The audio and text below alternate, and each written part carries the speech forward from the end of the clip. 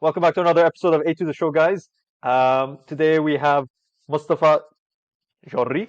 Is that how you Jury, pronounce yeah, it? yeah, yeah, Perfect. jury. Yes, let's do That's it. the pronounce. Um, Guys, before we start, I do have to remind you because I know it's cringy, but please like, subscribe, and share. Do it now. Um, just click on that Do it button, man. now or Just I'm click. not gonna talk. If you want, you can help us with it as well. Tell them, man. Mustafa, tell them to press the subscribe button, Guys, press come the on, like subscribe, button, guys. press all of those buttons. Subscribe, please. I have to beg you. Please subscribe, please. الله Anyway, يخليكم ولادكم um, صوت. and your cats as well. Like, Yeah, Allah Khalilu, your cats. yeah. Anyway, Ali, please roll the intro and let's get it started. Mustafa Jorry is a Sudanese comedian based in Paris, known for his multilingual performances in Arabic, English, and French.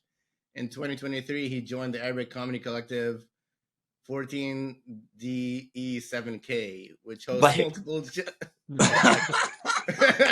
It's shows and open 14 mic. 14 ضحك. 14 ضحك. Fartin Dahak. Yes. 14 Yeah. ضحك. Yeah. Nice. Which hosts multiple shows and open mic sessions weekly, attracting a diverse group of comedians. Jory's adaptability to different languages and cultures has broadened his comedic range, allowed him to connect with varied audiences. In January 2025, he is set to perform alongside Egyptian comedian Bassem Youssef in Paris, That's already done. marking a That's already significant been done, milestone Ali. in his career. Perfect. Nice. Did you ask ChatGPT about it?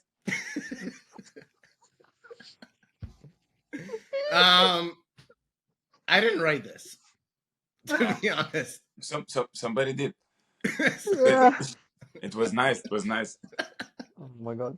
Yeah, I'm Okay, like, so talk to me about myself. just since I'm also a co-host, let me just correct some things that Ali should have paid attention to, which was you've already performed with Bassem Youssef, Yeah, we're in March. as we are. Yeah, Sorry, which is an did you? amazing. Okay. Shouldn't I tell the people that we are in March? Or it's We fine? are in March. Yes, We are in March. exactly. We're good. We're pretending to be Actually, in March, guys. Basically, it's summer. Look, this is 2020. Just planning my life with the guys.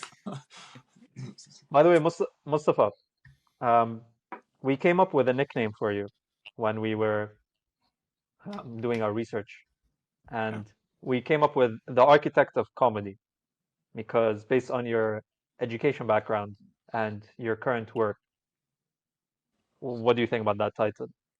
I don't know, I don't think I can blow my own horn, but like, yeah, I like it. The Do you think you'll be architect of using it comedy. at any point and then crediting us for creating it for you? No. If I use it, I will credit you. Yeah, definitely. Of course, I will not credit my 5 years that I spent in the architecture school, but you're getting on, you're getting up with the name, of course, definitely. Like, All right. 8 names. And the effort that we took, Yeah. You did the effort, yes, of course. The architect of comedy. Okay. Your journey from Sudan to the comedy stage must have been tough. Can you share a moment when everything felt against you, but you found strength in an unexpected way? Where are you getting this from? That's not my journey. Okay. So basically, I've started doing comedy in 2017 Yes, in Sudan. in Sudan. Okay. Yeah. Before leaving Sudan, I had like one of the biggest shows in my life. There was 1,200 people. Okay, like 1,200 people in Sudan. Then I left. So I wouldn't I would not tell it as my journey from Sudan to comedy stages, just be my journey from Sudan to stages in Paris or in Europe in general. Because when I arrived, even before 14 Dahik, I started performing in Paris since my second week. I wasn't even sure that I'm gonna stay in Paris, but I was performing anyways. Like, I immediately started looking for open mics and venues where people perform and stuff, and I started doing it in English in the beginning. And then 14 Dahik came, like the guys came up with 14 Dahik, guy from Trobles, Wowie, he's a Wow. multidisciplinary artist, and John from Aleppo, from Halab. Yeah. So these are the founders. Wow. So I joined them later in the story, and yeah, here we are. We've done Brussels together. We've done I don't know, Germany. We've been to a couple of cities in Germany, and we're doing Paris 3 times per week. So yeah, the journey was definitely tough because basically I was performing to, like, I was a local comedian in Sudan, and now I'm a local comedian of Paris. So it's definitely different. It's been a long way. Like yesterday and 2 days ago, I've been opening Noor Hajjar's shows with Awkward in Lyon and Marseille. These two cities. Like, I've been to Marseille because of comedy. I had nothing to do out there. It was just comedy. So walking with the guy, with Noor, he's a really funny guy. We've been walking, and I was like, I don't think you expected this, man. Like, I don't think you expected us to be walking around Marseille, going to perform in Marseille, and like just going up this hill. You're saying that you didn't expect it of yourself, like if I did not. looking, Neither no. from him, huh? Because No, he was totally. in Beirut. I could have expected it more from me because I'm in Paris. But like, the the general idea that coming from Khartoum to do the same thing that I've been doing in 2018, 2019, 2025 in a whole different continent, that was like, a reality check. Wow. And it keeps happening every time I have a performance, like I don't know, outside Paris maybe, or even in Paris. These performances, they really feel nice. Yeah. Because the daily life is just the daily life.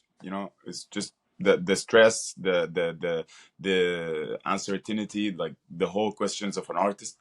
But the time that you perform, this is a precious time. I think it makes you So forget a bit how difficult the journey was. Yeah. it's definitely a surreal feeling, like to leave your home country without any expectations, and then seeing yourself on these big stages, performing with other fellow comedians who also have grown and developed just like you. And also you said that when you left your home country, you did like your biggest performance there in front of like 1,200 people as a local comedian. I got like two questions from that story, which was, first of all, what's the difference between being a local comedian in your home country and being a local comedian now in Paris? And then the second question is, why not continue like performing there in your home country, and why move to Paris in the first place? Okay, I'll answer the second question first, and then I'll get back to the first one. The second question, like, the answer is so simple that I could not stay in Sudan. I'm a political refugee in France. And like, at that time, I left in 2022. Like, the 20th of January 2022, I was in Paris. Okay. After a military coup that happened in I think the 25th of October 2021. Yeah. And like January 2022, I was in Paris. April 2023, the war started in Sudan. So yeah, these are basically the reasons why I couldn't keep performing in Sudan, because things were complicated, and they are complicated, and I think they will keep being complicated for a while, because that's how it is. The first question, like, what's the difference between being a local comedian in Sudan and a local comedian in Paris? That people come by Paris. I think, I don't know if both of you, have you been to Paris before? I've never been to France. No. You've never Not been. Not yet. Yeah, but you have, I don't know. Do you want to be in Paris?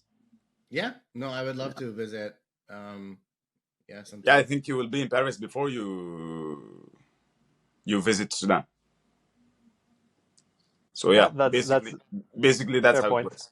Yeah, I think like Awkward, for example, the comedians in Mm-hmm. Beirut, they'll Mm-hmm. be visiting Paris because you have a lot of Lebanese like community in Paris, in Europe in Mm-hmm. general, and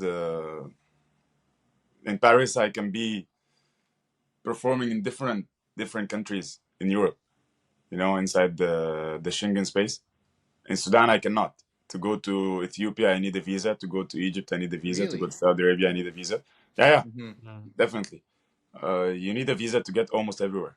But now in Paris, it's like you cannot be doing comedy in Arabic and not know that we exist in Paris.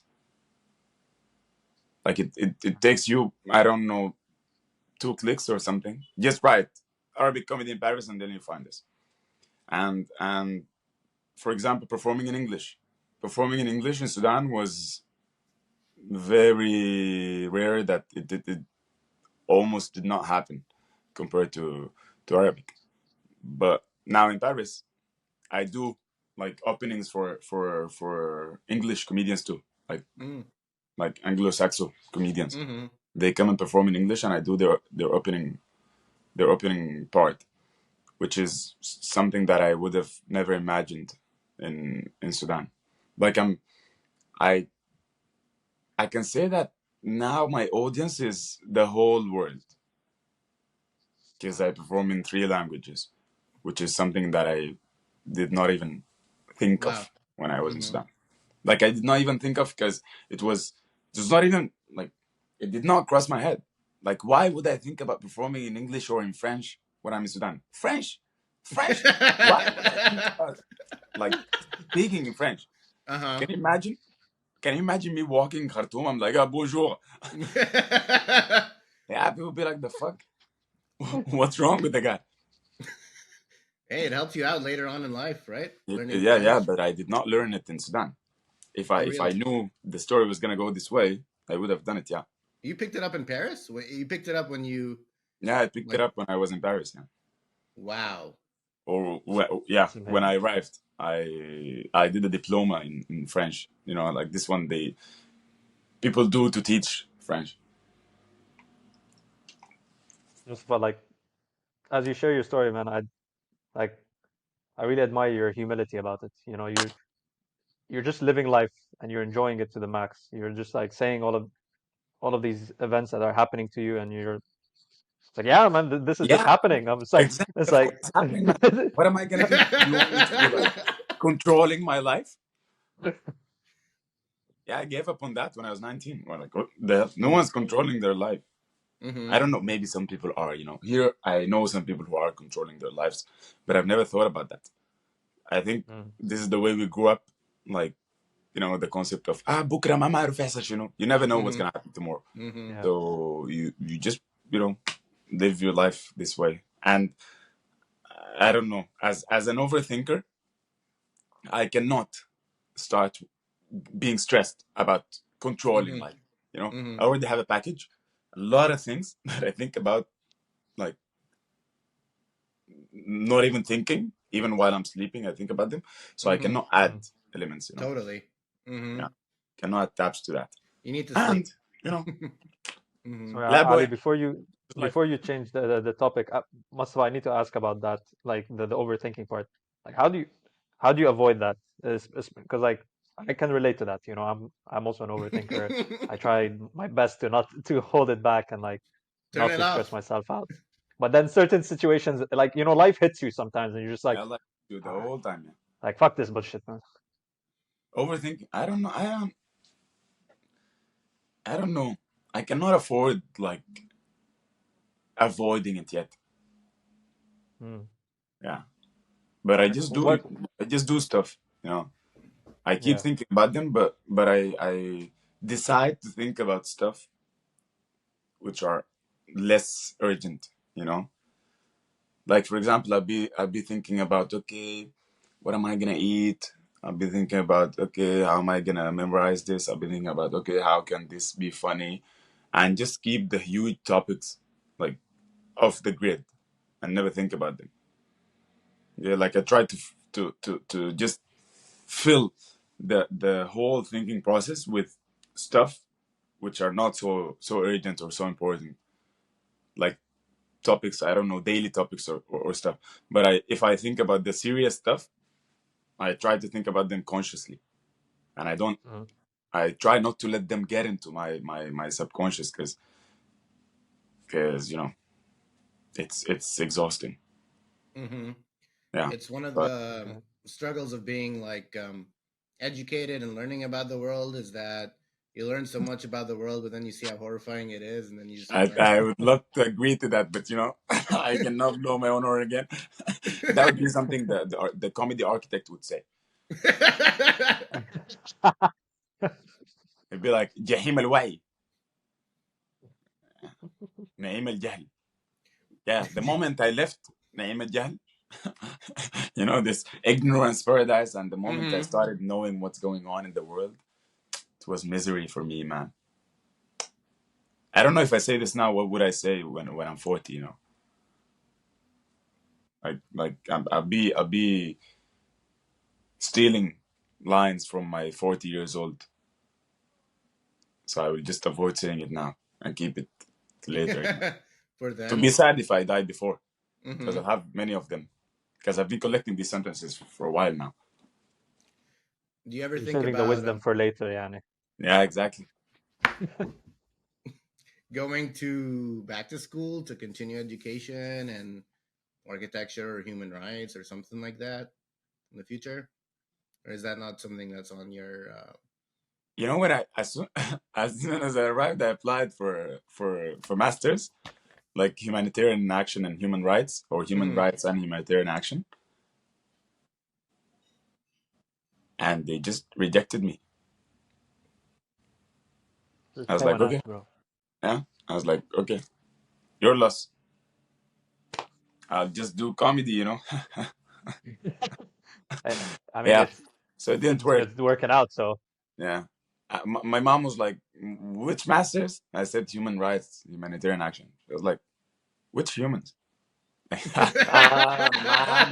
That's my mom. She's funny. Yeah. She's funny, yes. So I just didn't get it, huh? So I'm happy that I did not get it. So happy that I didn't get it. And I don't know. I'm studying theater now, doing Oh wow. dramatic arts. Yeah. Mm-hmm. In the Conservatory of Paris 18 and stuff. Nice. To get Yeah. into more acting. To get into more acting, yes. It's my third Nice. year now. It's the third year in the institute, but I joined since the second year, so it's my second year, Mm-hmm. and I have this year and the next year left. It's nice. We do like dramatology, and Mm-hmm. we really like do theater stuff, which Mm-hmm. are totally new for me. So I love it. Like every day is a learning day. It's amazing. In my opinion, being a comedian, being a filmmaker, being an actor, being an artist, a musician is, you can impact a lot more people and, really make a change in the world. At least that's what I try to believe. And if That's what I try to believe too, since I got rejected from these masters. Yeah. Other- Otherwise, I'd be like, yeah, it's good. I'm not good enough to help the world. I'll just make them laugh about it. But being yeah, like realistic about it, And yeah, anyways, it's not like yeah, and like, I can relate to you because like I was also like I studied the same thing. I studied political science and then I did a master's in human rights and international law. you did the masters. Think I did the master's. You got my Unfortunately, spot, yes. man. I Okay, maybe that bro. They were trying to fill a quota. They only could no, pick but one, yeah, one I'm Muslim I'm person. fine. That's If you got my spot, I'm fine. I'm fine. Yeah. And obviously, once you do all of the studying and you think you can change the world, you know, you're gonna go like work in like some human rights Yeah. organization.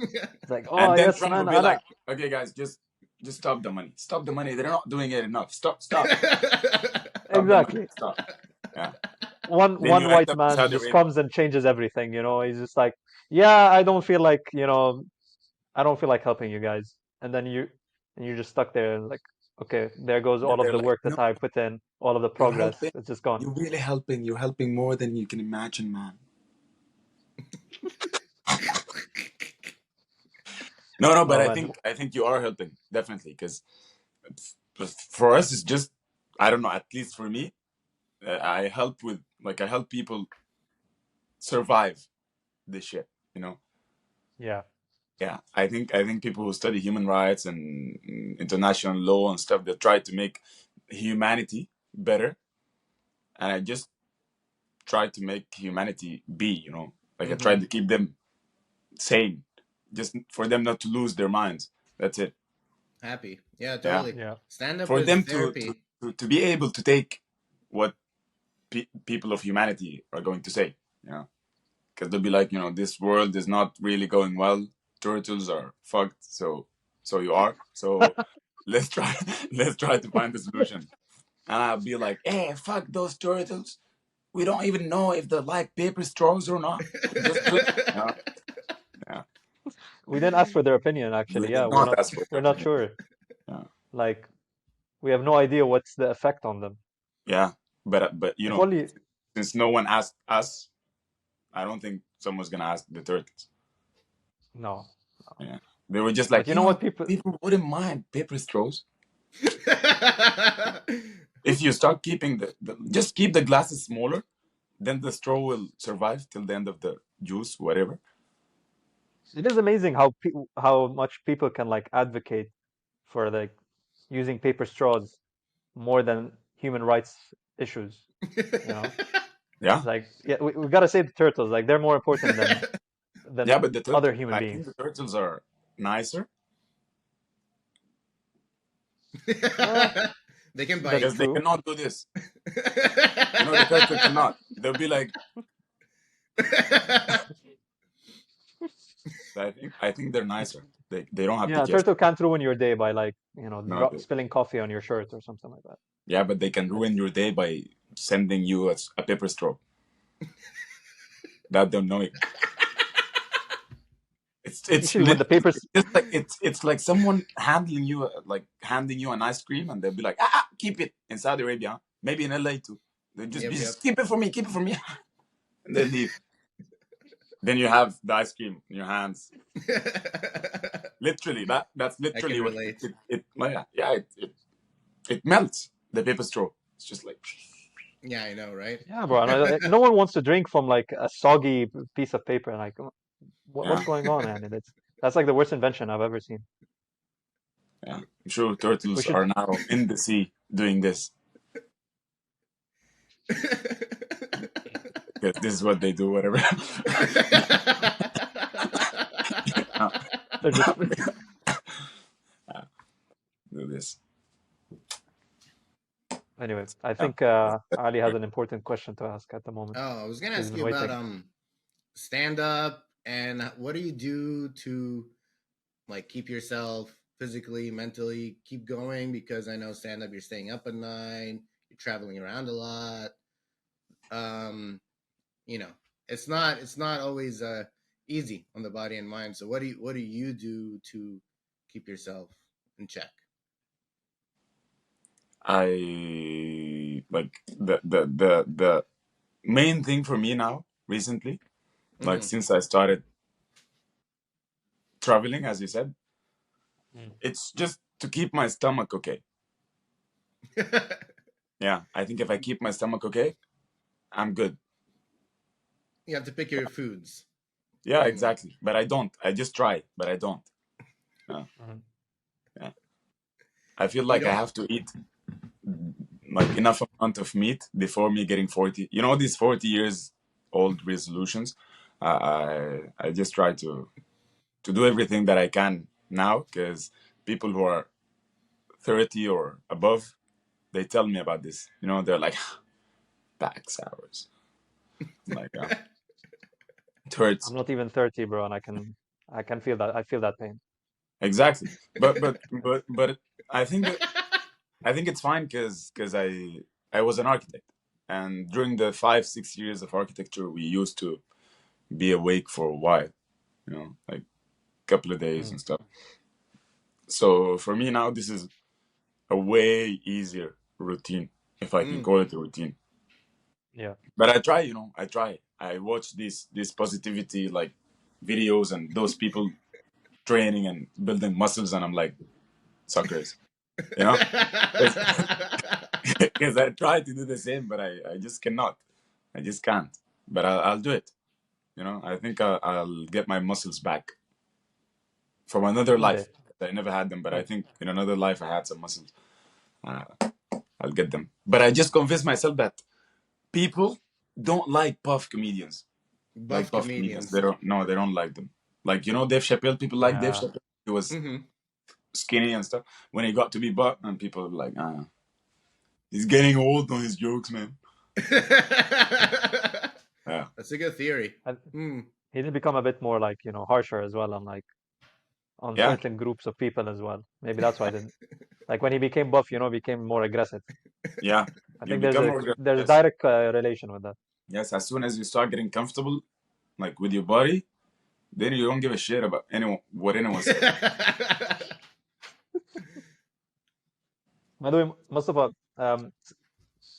let's get straight to the point. This is something that while we were doing our research about And you. stop this clowning that you're doing. We're trying to record the podcast here. Just get straight to the fucking point, man. Yeah, I know, right? I'm sorry. Yeah, exactly. I'll get straight to the fucking point. Your English accent, we can understand it, but your Arabic accent, when we were watching your videos, I couldn't. Not gonna lie. Me and Ali, we couldn't understand shit. How do people How understand long have you your been in comedy? Saudi Arabia? Takes time, man. Takes time. A week. Yeah, no, it takes time. You start by, you know, saying Sadiq هذا موتور شغل فيه, and then it takes time, and then you end up understanding what you said. Yeah, it happens. So It's just a matter of exposure. yeah, that's Yeah, true. because like for example, I don't know.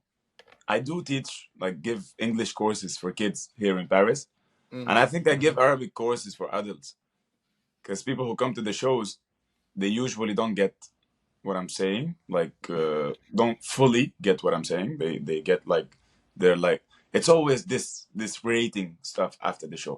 Come after the show, and then there is definitely a Lebanese person who will be like, moi, je pense que j'ai compris 50%, hein. Mais j'ai ri quand même. 5%. 50%. I'm like, 50% is nice, man. 50% is nice. Sherbil there didn't get 50%. No. Then Sherbil will be like, Yeah, Sherbet yeah. Sherbil definitely. definitely didn't get understand nothing. No, but like, to be being a bit serious about it, this is one of the things that I'm happy with, because as I said before, a local comedian was performing in Sudan. I was performing in Sudan, and I did not need to adapt anything for anyone. Even when I was in Sudan, my videos were really fast. Like, some people used to watch my videos this way, just for them not to, you know, like, they're not even looking at my face, and I'm doing all these like face expressions and body language and stuff, and people are just like. So being in Paris, performing the first, second, third time in front of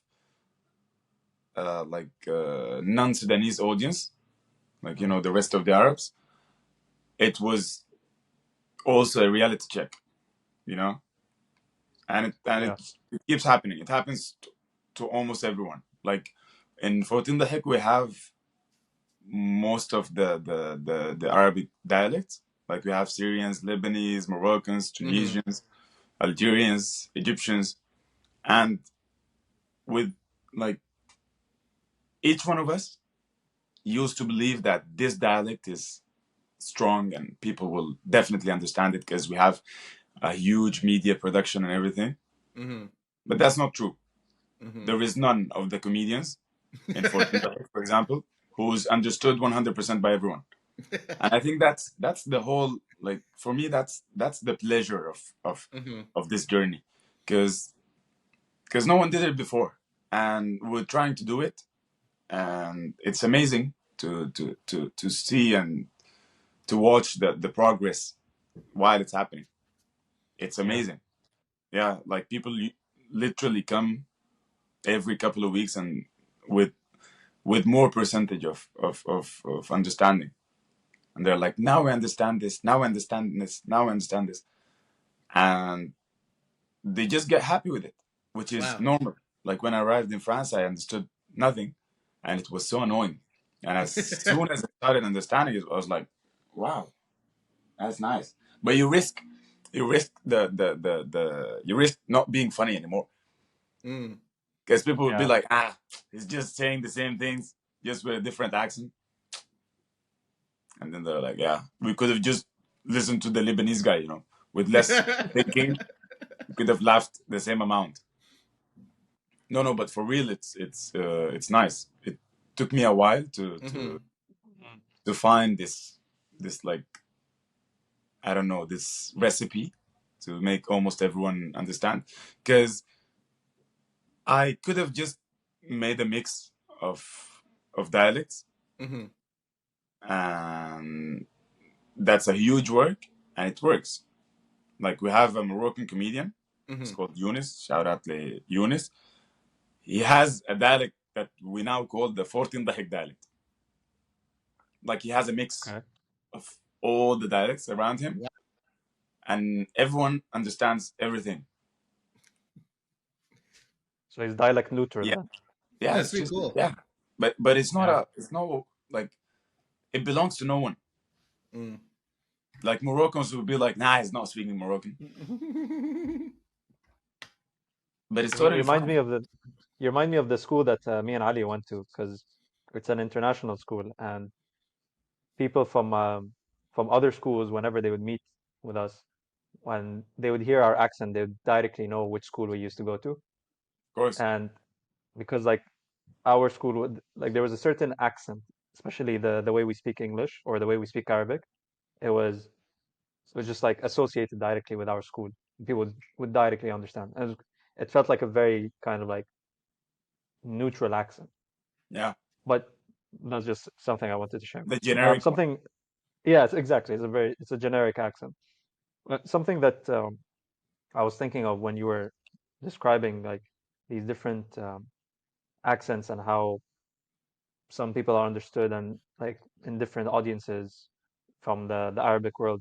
It made me think like when we were young, we didn't have that much awareness about the differences within the Arabic world, like the different accents. And like for me, when I was young, I used to think like, "Khalas, if you're an Arab, you're an Arab. You know, it doesn't matter which country you're from." Yeah, But if then you're an as Arab, you you're grow, just gonna speak.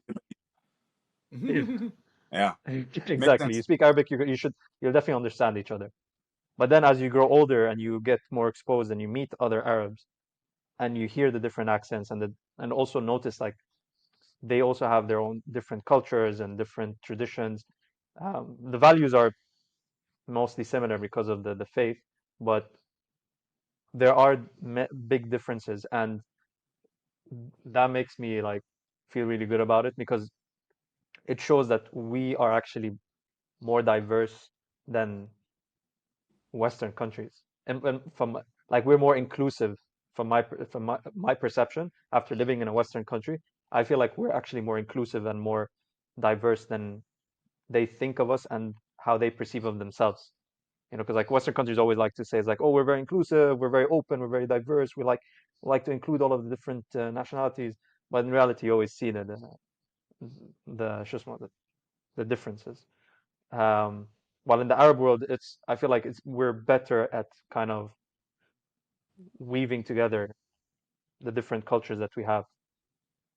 I don't like I've that's been, just my perspective. yeah, Maybe you have a different opinion on it.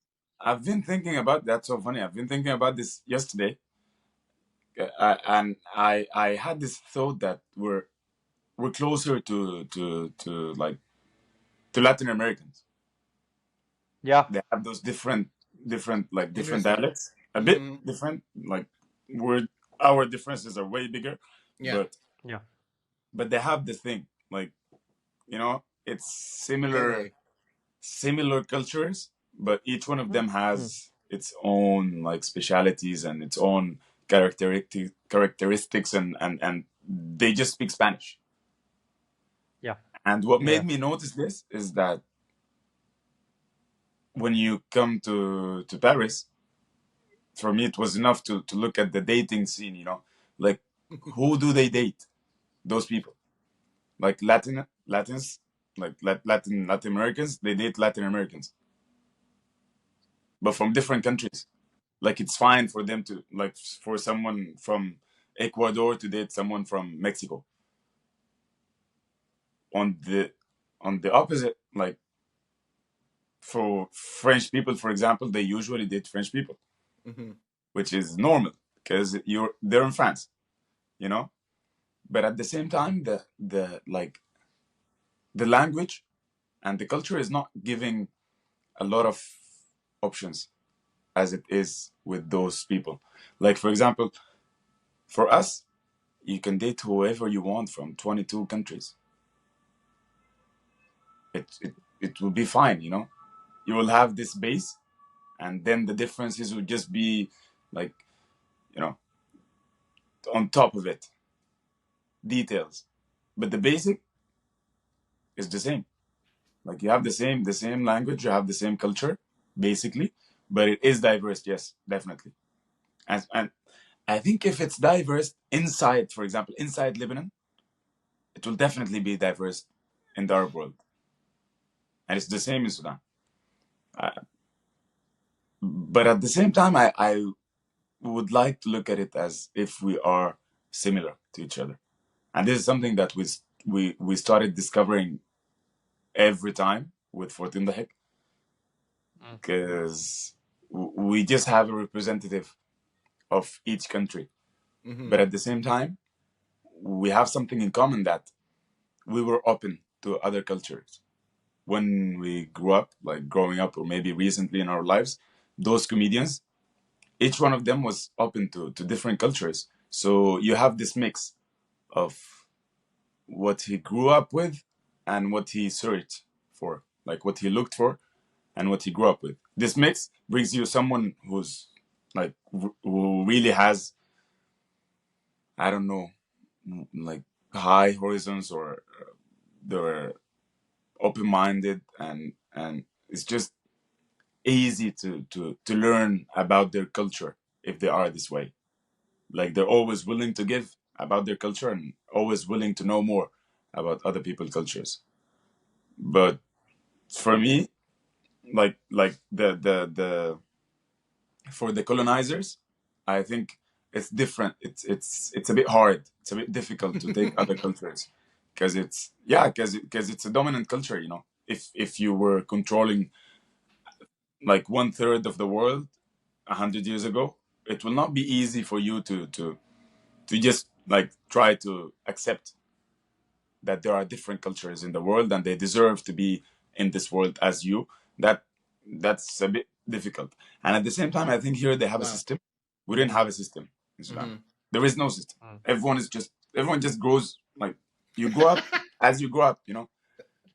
But here is the system. For example, let's just take counting. I tried this once in my story. How do you count? How do you count from 1 to 3? 1, 2, 3. Yeah, like with your hands. Yeah. How do you do it? Have you Well, seen this scene of I Inglorious can. I do it. Bastards? You do this? Yeah. Yeah. I do this. What Yeah. thumb, finger, forefinger. I would never think about this. For me, it's this way. Okay, no, that's just weird, bro. No, like, no offense, but Yeah, like, who started this exactly. system? It's weird, but I never felt it's weird. I discovered that it's weird when I came to France, because you have this factory that makes those people, okay? And they Structure. all count the same way. They all count the same way. To the point, in the movie, like, he used it to differentiate between those and those. In Sudan, everyone counts the way they want. Some people do it this way, like 1, 2, 3. 4, and then they come back 5. Yeah. Yeah, you lose a couple of seconds, but it's fine. The point is 3, 4, that 5. you can do it however you want. For example, you know this game when you write a name of a boy, a girl, an animal, Mm-hmm. I don't know, an object, and then حيوان إنسان شيء. voilà, Yeah. voilà, insan, Yeah. haywan, jamaat. Yeah, if you play this game with Of course. Yeah. different people coming from different cultures, different countries, you'll know.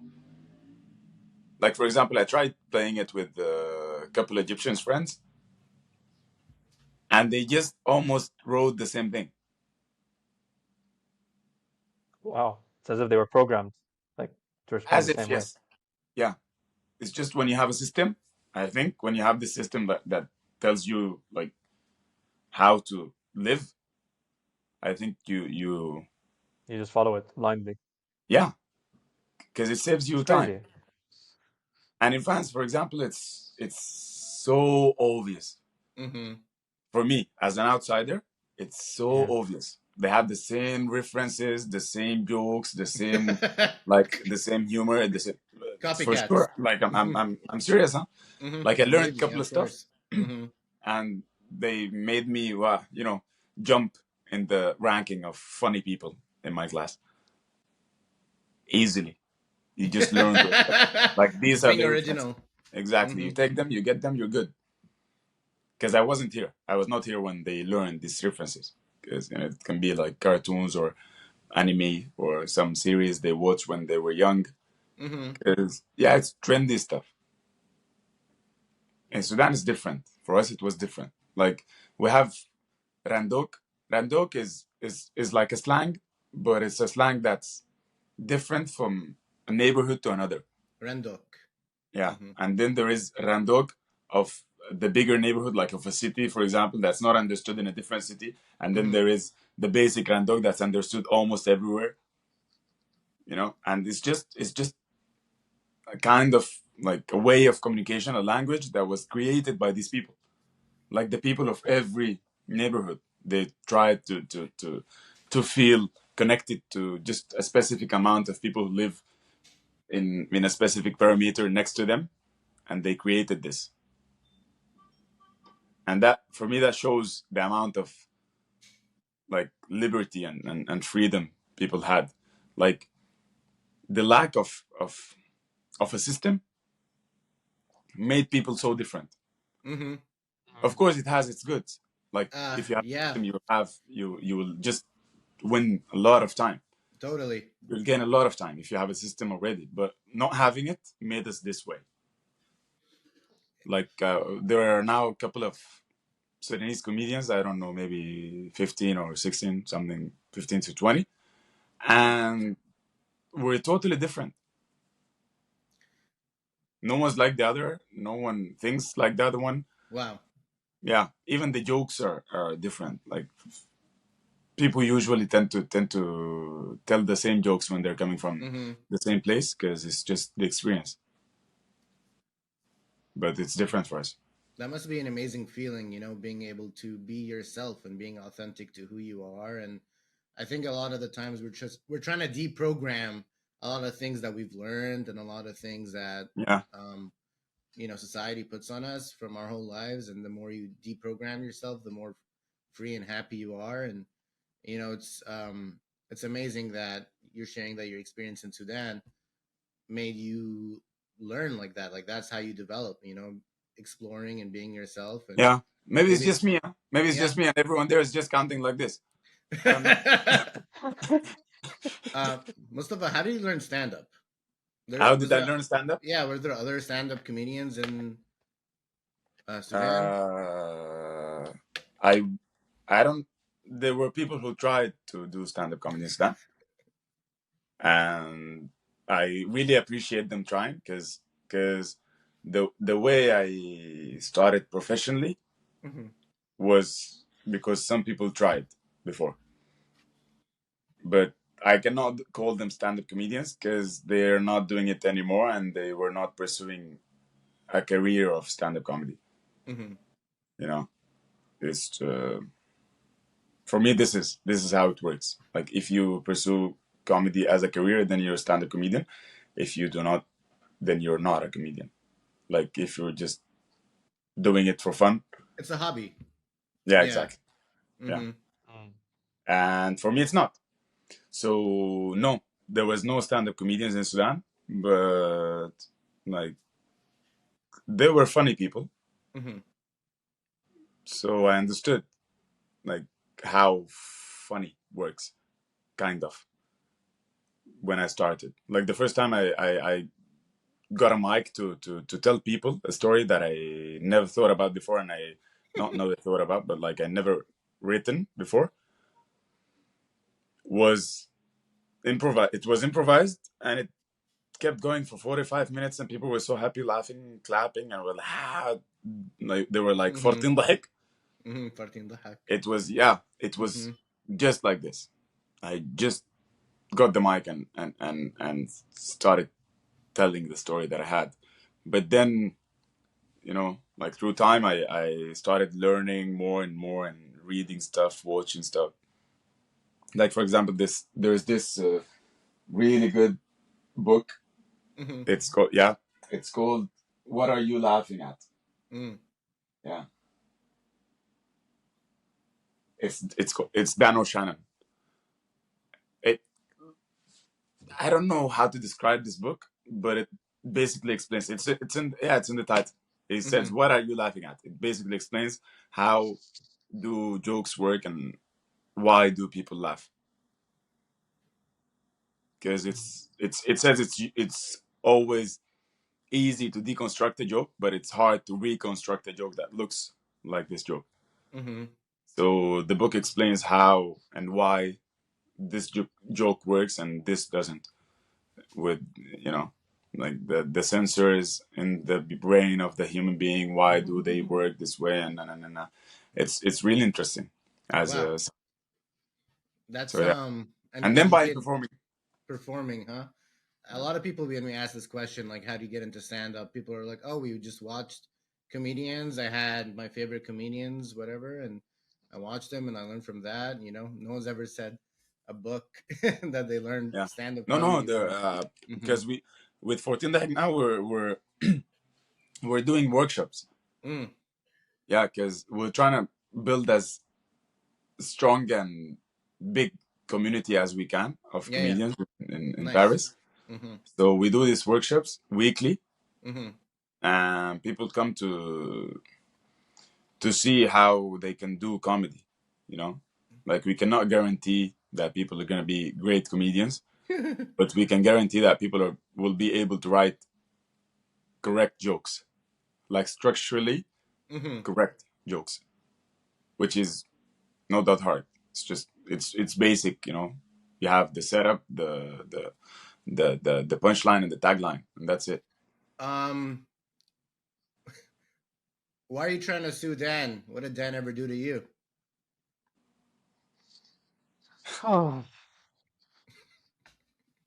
oh God. See, when when when he sent Defend, me defend. when he sent me this joke, like I'm just gonna add some context, Mustafa.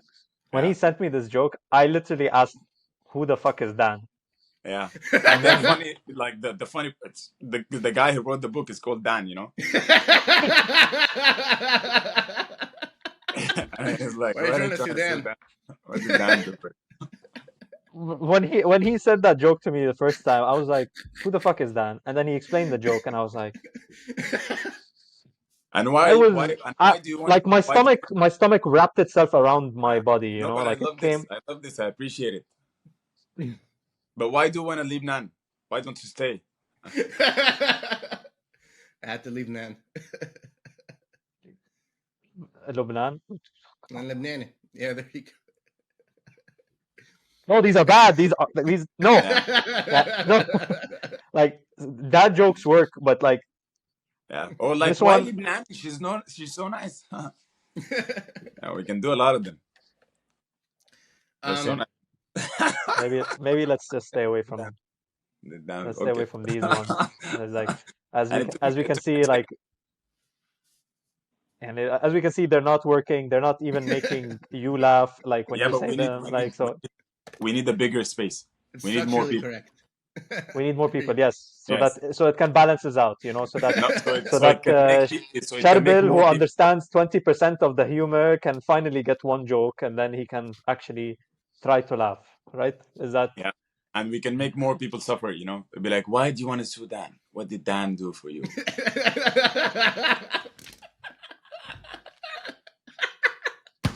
I was just enjoying my callback. That was actually good. I was actually able to bring back a joke from the beginning of the podcast to the end of the podcast, and that's comedy. Mish, Yeah. sorry, Did I- I'm ranting. Why I'm why pulling why I'm pulling why off a George Carlin and a Ricky Gervais. That kind of those are the people I admire. So it's like Yeah, or maybe just Ali Mustafa. Why Saudiya? Why don't you it just was. reconciliate?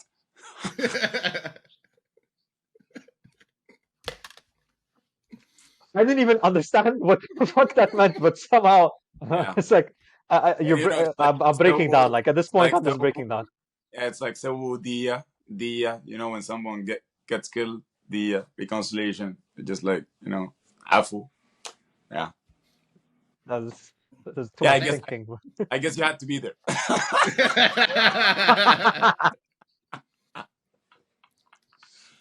Yeah, Mustafa. as Lebanese people, we don't have any reconciliation. Obviously, we're لا still. لا لا لا العفو العفو.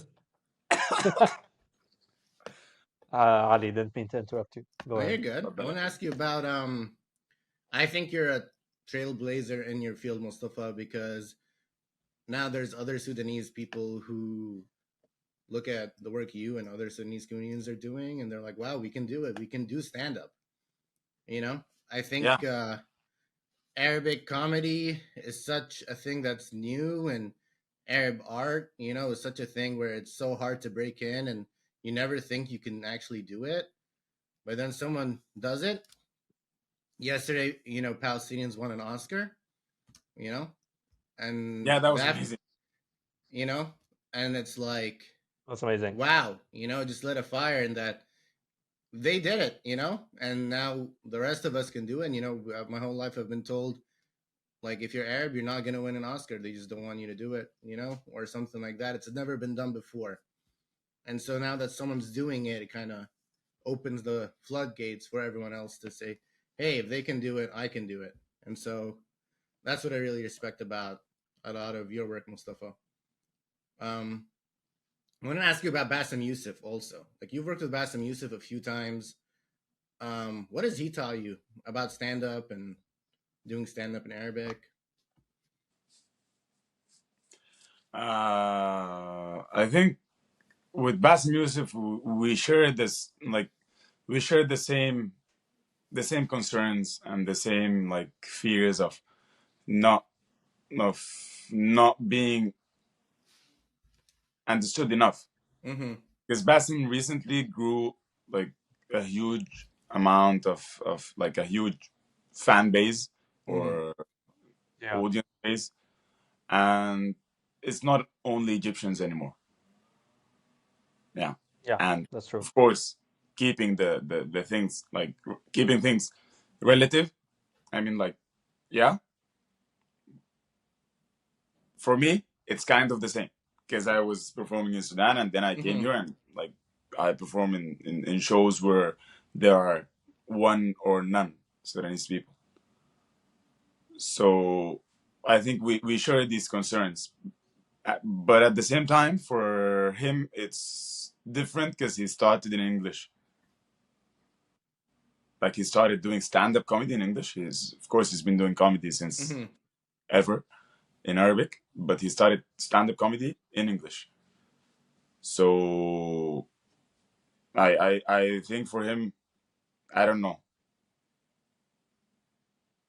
I think he's having fun, as we are, going from a place to another to see the amount of people who love you coming from different places. The only thing that makes them, like, together is the fact that they like you and the fact that they speak Arabic.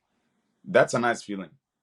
We feel this, like, we have a similar feeling when people come to our comedy show.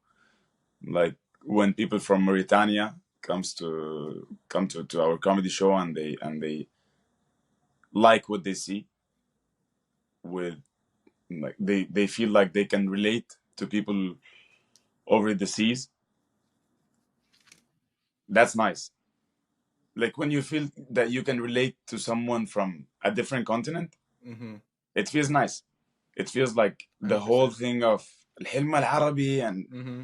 that we're like one nation and whatever. It sounds true. So it's nice. I think it's the same for Basim. Like for example, the show we performed with him in Paris, Egyptians were like, I don't know, 10% or something. It was like Mm-hmm. just a fair base of every and each country, you know. There were Saudis in the show, there were Lebanese in the show, there were Yemenis in the show. There were people from almost all around the Arab world. So that's Yeah. nice. Yeah. But we also share another feeling that we both left our Mm-hmm. countries. We both left our Yeah. countries. Forcefully. Mm-hmm. Too. Yeah, Mm-hmm. exactly. We didn't really want to leave our countries, Mm-hmm. but it just happened. But at the same time, we cannot stop. So we had to like continue and rebrand. My rebranding is on the process. His rebranding is done. Kind Mm. of. It's just, I think he just needs people to forget about Al Bernamig, and then we'll be, yeah.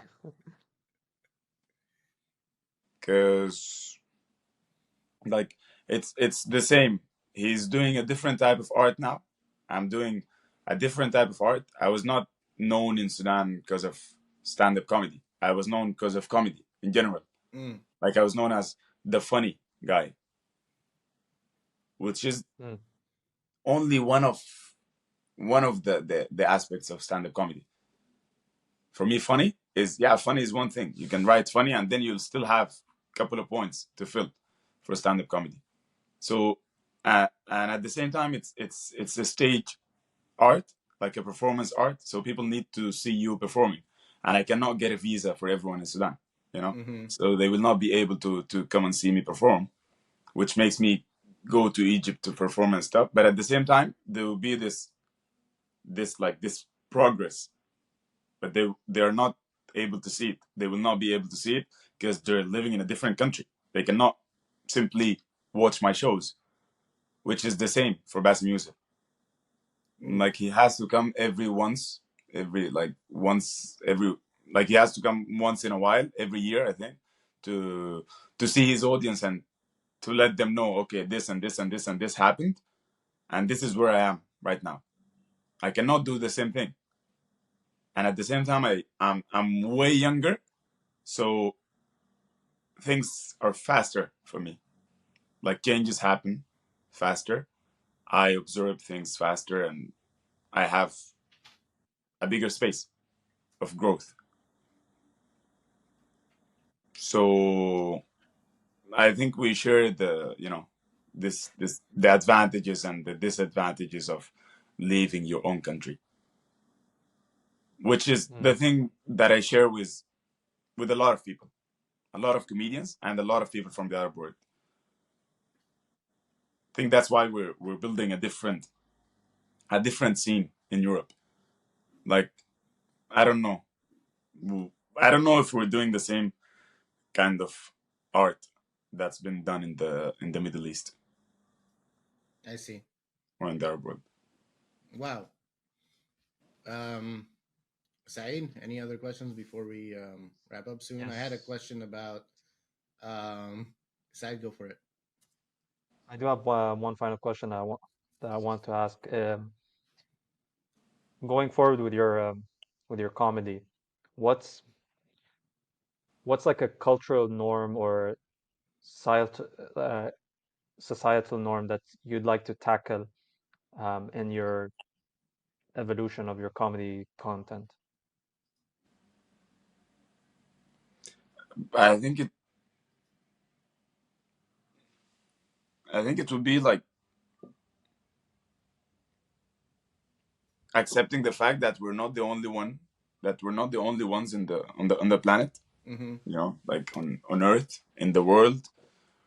Mm. Like Sudanese is not the only nationality. Lebanese is not the only nationality, and like you know, there are others. Mm-hmm.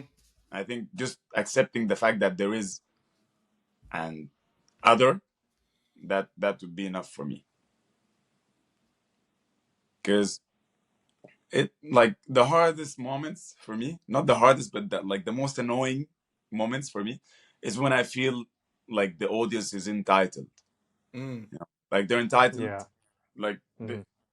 when you feel like you're working for the audience and the audience doesn't get the power dynamic between both of you. Like you're the client, I'm providing a service, and you're the client. That's how it works. You know, it's not that like you basically took the transportation to come and see me. Mm-hmm. So you cannot be surprised that there is a black guy who speaks Arabic. You know, you literally saw my face Wow. on the poster. You Mm-hmm. know, Yeah. so just all these like prejudices and like I don't like those. They're not even stereotypes because they're not even working. Like no one's repeating. They're not. They're not even cliches. You know, like they were not used enough to be cliches, but they're already fucked up. So for people to understand that they're not the center of the world, that would be amazing. Like just to make people see each other, that would be nice. Of course, when they laugh about it, but I don't know. I think at this point of my career, I'm having this like moment of choice. You know, I have to choose between either I'll go with the I don't know the nihilist part of me that looks a bit pessimistic on stuff and sees that things are not really getting better. And if I start telling people that things are getting better, I'll be just lying to them. Mm-hmm. But at the same time, I do believe in the good, you know, that humanity has. But it just takes time. So Yep. will I be advocating for the good that people are supposed to be taken care of and stuff?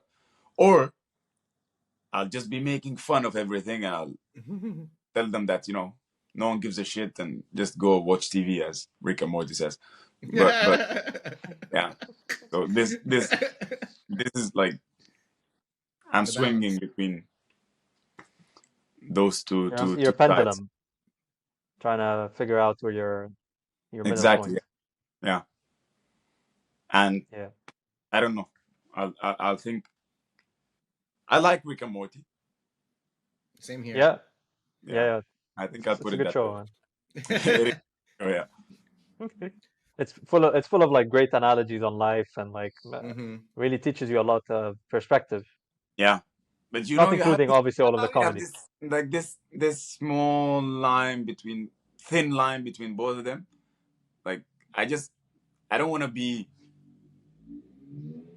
an annoying person, you know, a comedian Mm. like who becomes a preaching comedian Mm-hmm. and telling philosophy to people.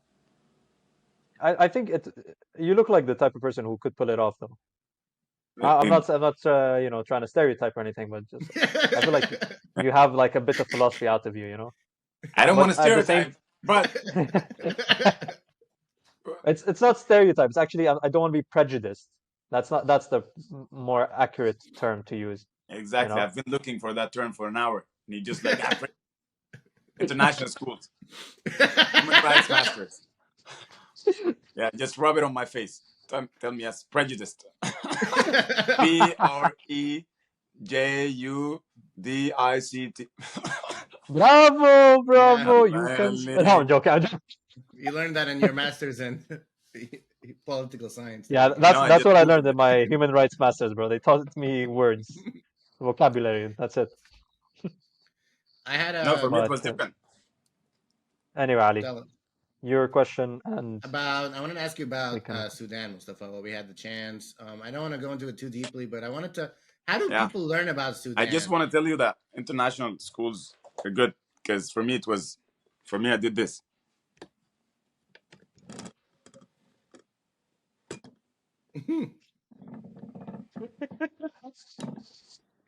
I googled it. I was like, pray.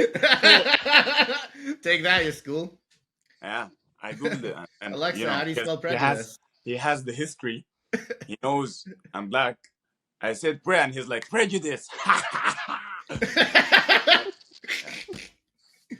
was like, not racist, but so you were asking me? Sorry. Computer, what is Sudan? Let me see. What is Sudan? What You did calling Dan do? Mustafa computer or are you talking to the computer? No, he's talking to the computer, and he's just calling his computer. Yeah, Tell me yeah. about They Sudan. like having smart objects, and creative team is like, okay, let's call it, Alexa. And he's like, machine, play songs for me, you bitch. Computer, Yes. play a Sudanese song. So what do you want to ask? Tell me about Sudan. A bit. What is it like to be Sudanese? Where can people learn about Sudan? I feel like looking it up, there's not too much information out there, and I know Sudan's going through a rough war, but how do people learn about Sudan? نحن بنخاف من العين. Afraid of the eye. Yeah, that's why we don't put a lot of information. What? That's why we don't put a lot of information. You cannot find a lot of information online because we're afraid of, bad eye and envy. Okay. That sounds very vague and mysterious. Has that been helpful for Sudan's case? No, it was not been helpful because people's eyes are really strong. We kept Sudan in secret for a long time, and they still got us. They still got us. The country got in war. Yeah, we've been telling them. They've always been bragging like Sudan is the basket of nutrition of the world, whatever. Like Sudan, gold and stuff, and we're like, guys, just keep it quiet. Just keep it quiet. And they couldn't. Yeah, so everyone knew about our gold and our resources and stuff. So the war started in Sudan, and the war is still going on. So yeah, to know more information about it, تابعونا على البس. No, I'm just kidding. But yeah, people can find information about what's going on in Sudan everywhere. They can follow BS on Blast on Instagram. Shout out to Sarah. They can follow Nas Shagala on Instagram. And they can follow Mustafa Jorry on Instagram. I have a couple of videos which explain the situation in Sudan. And a very good rap song about it as well. Well, not rap, song. Sorry. Yeah, there is a song. Actually, the song is not about Sudan. Yeah, this is exclusive for you, huh? The song is about me. But yeah. Okay. Yes. Yeah. The song is just me saying that the society is a reflection of one person, and one person is a reflection of the society, and we're all products of this society, and that's why we should be respecting the other because we're all the same. This try. Yeah. Yeah, very deep. Yeah. Very deep that no one watched the song. Too deep. Yeah.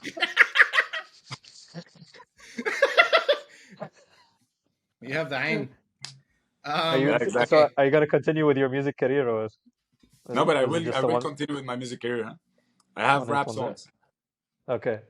Yeah, I just need a producer. I get my producer, and then it'll be like, yeah, I call myself مطلاشي. مطلاشي. Yeah, مطلاشي. Okay.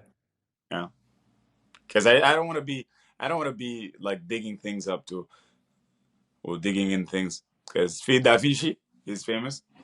Like he's دافنشي, and I'll be like مطلاشي, because I don't want to do the same thing. So when you collaborate, what would you guys call the collaboration? We'll call it حفل ردم. What? حفل ردم. What is? I don't know. Construction, man. Construction. Okay. Yeah, I don't know. Maybe we call it the symmetry. The symmetry. How did you go from ما في شيء وفيلم مدري شو شيء and then go to dissymmetry, like completely, Because the like symmetry, you know, you if you're them up, collaborating, you want to keep and the then words, you know, like you kind get of them like up.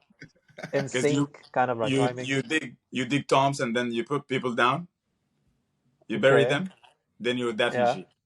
Yeah. So how Then did you I get to come symmetry? as طلع شيء, because the symmetry is where you know bury people and dead, you know. Cemetery. Bro, see, this is the accent thing that we were commenting about in the beginning of the Yeah. show. يعني. And you يعني some just of the proved yourself Lebanese as hell, man. You just like you know, this was the most Lebanese thing you did since this podcast started.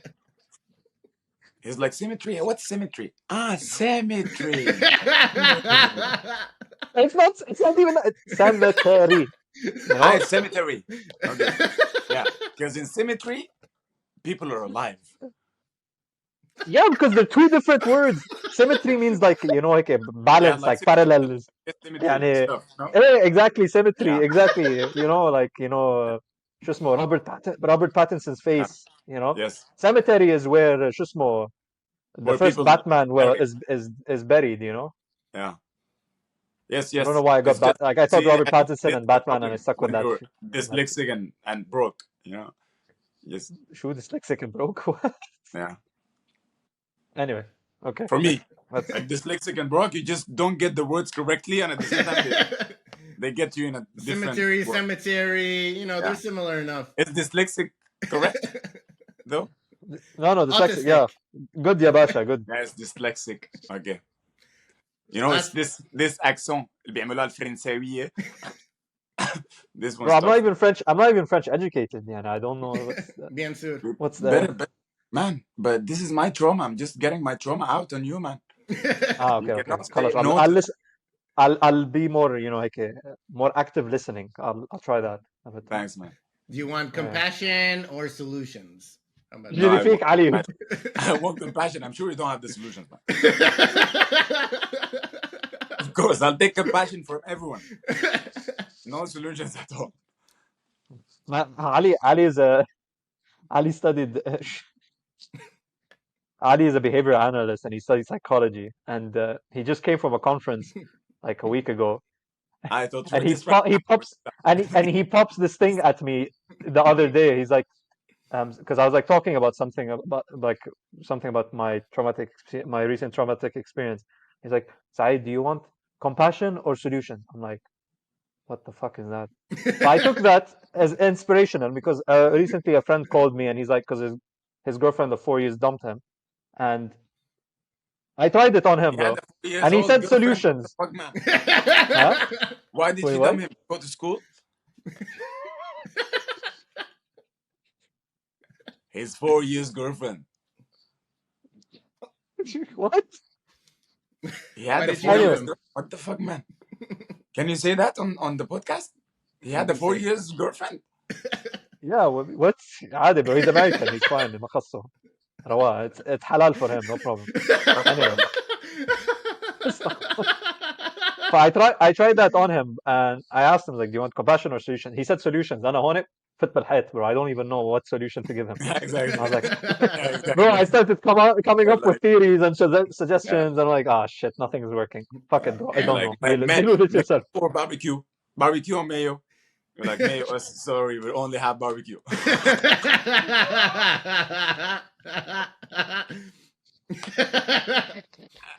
Like compassion or solutions. Please say compassion. Please. What do you think? Solution, please. It's her loss, man. It's her loss. It's her loss. Yeah. It's true. Find a new one. Find no one to revise, like to study math with her. There you go. Download Tinder. How about that for a solution? See, Start if over. it was me, I would have said Tinder, and then you'd be like, "No, that's chicken, bro." Exactly. To be honest, That would be racist, yes. But it's fine. I have a last I question. did have chicken Mustafa. tenders as well. Like, iftar. Nice. تقبل الله. Before we let you go, Mustafa, I had one question, the architect of comedy. I want to ask you about what makes a good comedy space, like architecture wise? Ooh. Liberty, freedom. Ooh. That one makes a good comedy space, no? That's your question? Or I got it wrong? I was asking about, like, does the ceilings have to be low, or is it that big room or a I small think room, or but structural, liberty and structural You're answer. freedom? asking literally. Like, you're literally asking the architect of comedy. Okay. Okay. No, So you went the too deep, architect. Mustafa. Mustafa, you Yeah, went too deep. You know, he was just I went asking to deep, simple, yes. That's simple. why I didn't continue architecture. Because they always wanted us to be on the surface, you know. Ah, okay. So yeah, Ah. for a space to be nice, we need an isolated place, like acoustically isolated, and we need a good lighting, which means almost dark, like hall for the public, and a well, like, I don't know, how do you say, well Mhm. lightened or Well well lit, lit, well lit, well lit. Voila. wallahi, well lit. Yeah. You need a well lit spot, and that's it. You just need the audience to see the comedian, and you need the comedian to see the first, second row. And the sound is so important. You don't need the echo.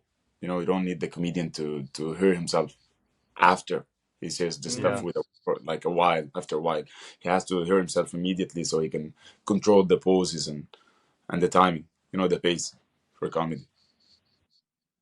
And that's it. You have to tell people not to film and stuff. You Mm. know, these normal rules, and then a small room I prefer. Then it's a matter of preference, but I prefer small rooms. Some comedians prefer big rooms, as you know, thousands of people, but I'm not a fan. I prefer small rooms, and you know, like 2,000 is my max. There we That's go. We, Yeah, and that's you a need a wrap. green room. Mhm. Ah, What has to be in the green room? What has to be in a green room? Mhm. Food and beverage, basically, and then a couch. If you get a screen showing what's happening inside the venue, like inside the performance place, that would be nice. That's it. You need access from the green room to the stage, like directly. yeah. And yeah, you need spots to film the show, like 3 spots. They usually put the cameras, you know, they hang the cameras down, and then they get the sound from the mixer, the video from the cameras, the 3 ones. You get three angles, and then you get a perfect special. And then you should just wait for Netflix call. Inshallah, one day you get it, bro. Like, Yeah. No, we believe in Qatar. you. You're Sorry. missing one thing though. It has to be in Oh, Darfur. There It you has to be go. what? In Sudan. In Darfur.